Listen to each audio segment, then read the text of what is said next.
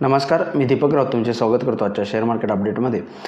आज मार्केटनं सुरुवात पॉझिटिव्ह केलेली आहे आणि most of the time market positive राहिलं. अप अँड डाऊन स्विंग झाले. ओपनिंगच्या आसपास निफ्टी जो आहे तो 22,650च्या आसपास गेलेला. त्यानंतरनं परत पुन्हा क्लोजिंग सेशनच्या आसपास 22,500च्या खाली आला आणि परत पुन्हा थोडीशी रिकव्हरी देऊन 22,550च्या आसपास बंद दिला. Overall up and down swings दोन्ही दाखवले. जसं कालही मी व्हिडिओमध्ये म्हणलेलं की मार्केट जे आहे ते बोथ वे ट्रेड होऊ शकतं. अप डाऊन स्विंग्स दोन्ही वेनं देऊ शकतं आणि त्या अनुषंगानं मार्केटनं दिले. कारण ahead of exit poll market जे आहे ते थोडंसं marginally up and down swing देऊन मार्जिनली हायर बंद झाले. मार्केटचं पूर्ण लक्ष येणाऱ्या एक्झिट पोलकडे होतं. एव्हाना मार्केट्स आज बऱ्यापैकी चॉपी राहिले, पण तरीही विक्स आहे तो थोडा खाली आला. म्हणजे व्हॉलॅटिलिटी येणाऱ्या फर्दर 2 दिवसानंतर कमी होऊ शकते. सोमवारी आणि मंगळवारी 11 नंतर व्हॉलॅटिलिटी इंडेक्स पूर्ण ड्रॉप होईल असं मला वाटतं 11-12 नंतरनं.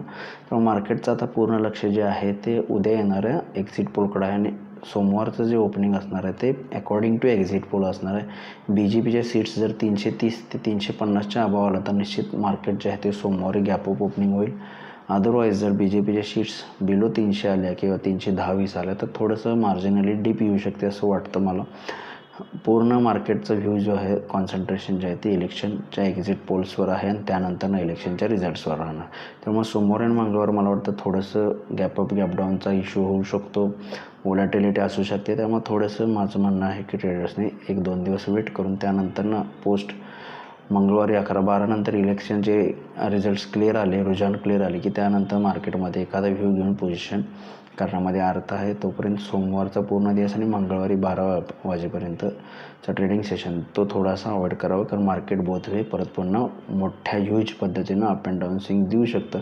पण मला वैयक्तिक वाटतं की रिझल्ट नंतरनं मार्केट वरती जातील. BJP निश्चित 330-350च्या आसपासच्या सीट्स BJP घेऊन येईल. NDA 370-80च्या आसपास येईल असं वाटतं. पण तो मॅटर ऑफ टाईम आपल्याला मंगळवारी समजून येईल. पण एक्झिट पोल ज्या पद्धतीने येतील त्यानुसार मार्केटचं जे आहे ते ओपनिंग राहील. ओव्हरऑल मार्केटमध्ये काय फास्ट चर्चा नाही. आज FISने बाय केलं 1,613 करोडचं, DISने 2114 करोडचं बाय केलं. टेक्निकल लेवल्स मॅटर नाही करणार. सोमवारी गॅप अप गॅप डाऊन होईल, पण तरीही 22,500च्या वर राहिला तर 22,700पर्यंत जाऊ शकतं किंवा 22,800पर्यंत जाऊ शकतं. रिझल्ट्स खराब आले, एक्झिट पोल खराब आला तर मे बी 22,300 22,200 या लेवलपर्यंत सुद्धा निफ्टी खाली येऊ शकते. बँक निफ्टीसुद्धा 48,500 एक स्ट्रॉंग सपोर्ट आहे. हायर लेवलला 49,500 एक स्ट्रॉंग रेजिस्टन्स आहे. 1,000च्या पॉईंटच्या रेंजमध्ये बँक निफ्टीसुद्धा अप अँड डाऊन स्विंग्स देऊ शकतं.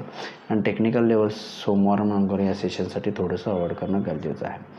आज NSEमध्ये 1,100 शेअर्स 13 शेअर्स वाढले, त्याबद्दल 1,145 शेअर्स वाढले. निफ्टीमध्ये 23 शेअर्स वाढले, त्याबद्दल 27 शेअर्स पडले. NSEमध्ये निफ्टीमध्ये वाढणाऱ्या पडणाऱ्या शेअर्सची संख्या ऑलमोस्ट सेम आहे. आणि सेक्टर इंडिसाइजमध्ये बँक्स आणि मेटलमध्ये चांगली तेजी बघायला मिळाली. IT आणि फार्मामध्ये थोडंसं वीक सेशन बघायला मिळालं. ग्लोबल मार्केट तसंही मॅटर करत नाहीत. सोमवारी गॅप एक्झिट पोलनुसार ओपनिंग होईल, पण तरीही युरोप मिक्स आहेत. काही पॉझिटिव्ह आहेत, काही निगेटिव्ह आहेत. डाऊ फ्युचर्स जे आहेत ते जवळपास 100 पॉईंट पॉझिटिव्ह आहे. US मार्केट्स गेले 2-3 दिवस करेक्ट झाले, त्यामुळे एखादी रिकव्हरी बाउन्स बॅक विकेंडच्या आसपास येऊ शकतो.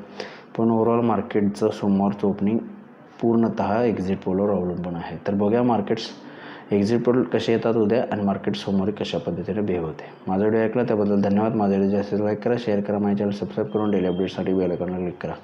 धन्यवाद.